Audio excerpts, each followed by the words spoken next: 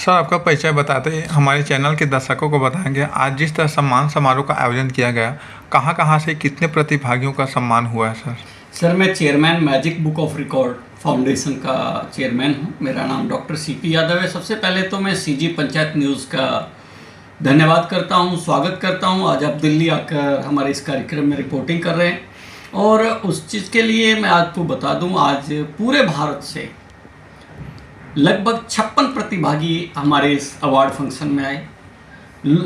16 states के आज members हमारे इस अवार्ड फंक्शन में थे, जिसमें छत्तीसगढ़, त्रिपुरा, बंगाल, तेलंगाना, कर्नाटक, हैदराबाद, राजस्थान, उत्तराखंड, दिल्ली, पंजाब, एमपी, मतलब अलग अलग जगह से हमारे पास मेंबर्स आए। तो हमारे मैजिक बुक ऑफ रिकॉर्ड का मुख्य मकसद है लोगों को